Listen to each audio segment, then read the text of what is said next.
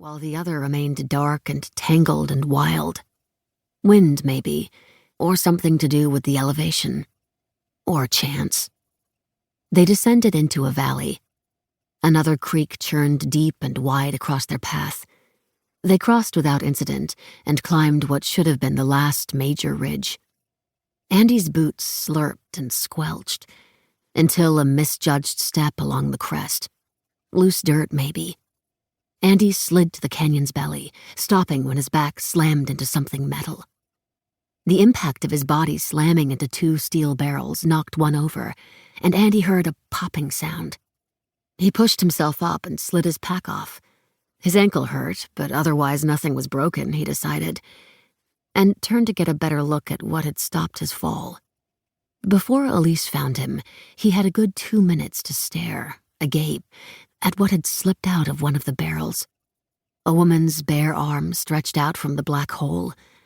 How he could tell it was a woman's arm and not a man's, he couldn't say. He forced his jaw closed. "It's a mannequin, right?" he said when Elise arrived, clambering down after Andy. But she knew, right away, even if Andy didn't.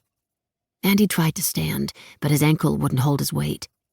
They decided he would stay with the barrels, while she went for help. Elise's figure disappeared through the woods. He propped his pack under his ankle, an indigo firework exploding under his skin. Now that he had stopped moving, his sweat-soaked shirt clung to him as though someone had poured a glass of ice-cold water down his back. He settled in with his back pressed against the nearest tree. The afternoon sun rotated above the canyon, eating fistfuls of trail mix when his growling stomach demanded attention. He passed the afternoon waiting.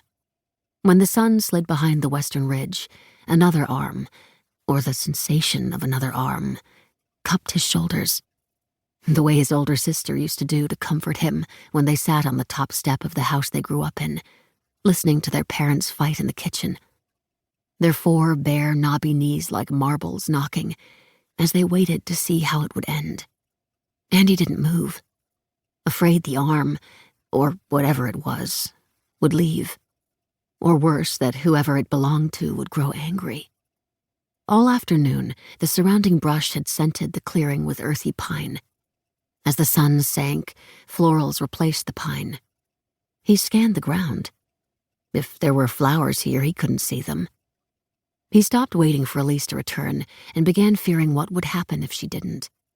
The evening air tore at his exposed skin like the blade of a serrated knife.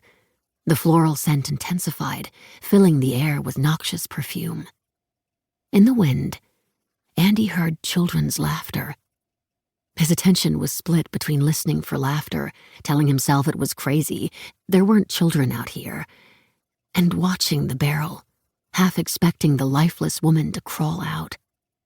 Later, when he read that the remains were skeletonized, he would swear that couldn't be right.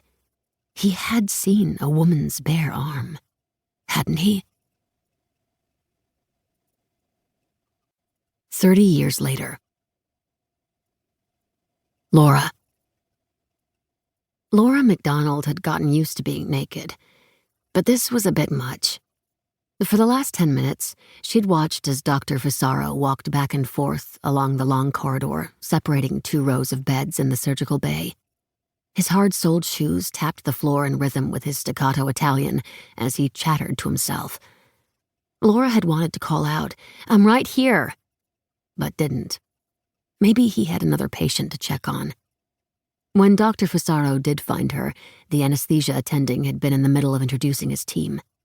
He was standing with a resident and 2 surgical nurses when Dr. Fissaro entered, closing the privacy screen behind him, the metal rings screaming along the curtain rod. "Pull down your gown, please," Dr. Fissaro said. Not so much as a nod of acknowledgement to the people who would keep her alive while he cut and sewed. The anesthesia attending stood frozen in mid-sentence. Laura hesitated. Showing your breasts to one doctor was one thing. This was another. The seconds it took her to untie her gown were an eternity. While she stared at the ceiling, Dr. Fissaro scrawled dashes across her chest with a thin-tipped permanent marker, pausing to take a step back, examine his work, and make a few more. The others kept their eyes on the floor.